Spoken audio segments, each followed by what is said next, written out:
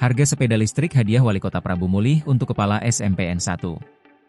Polemik pencopotan Roni Ardiansyah dari jabatan Kepala Sekolah Menengah Pertama, SMP, Negeri 1 Kota Prabu Mulih, Sumatera Selatan, Sumsel, berakhir.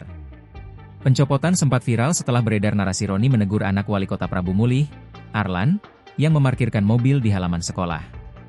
Kini, pencopotan Roni telah dibatalkan sehingga ia kembali mengemban jabatan sebagai Kepala SMPN 1 Prabu Mulih. Sekolah ini terletak di Jalan Mangga Nomor 2, tepatnya di Kelurahan Wonosari, Kecamatan Prabu Mulih Utara, Kota Prabu Mulih. Tak hanya Roni, Satpam sekolah bernama Ageng juga dipecat dari pekerjaannya.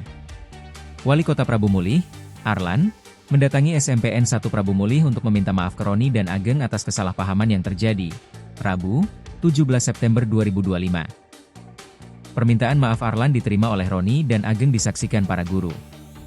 Pria 50 tahun itu juga memberi hadiah berupa sepeda listrik kepada Roni dan Ageng masing-masing 1 unit. Sepeda listrik yang diberi berwarna abu-abu Type Winfly D60. Harga sepeda listrik tersebut sekitar 3,4 juta rupiah hingga 4 juta rupiah.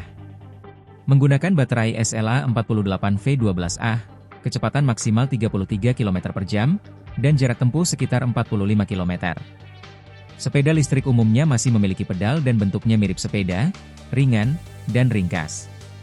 Sedangkan motor listrik memiliki bodi yang lebih besar, kuat, dan mirip skuter atau motor pada umumnya, tanpa pedal. Sementara itu, Roni menjelaskan kedatangan wali kota beserta rombongan menunjukkan niat baik beliau untuk meminta maaf. Download Tribun X sekarang, menghadirkan lokal menjadi Indonesia.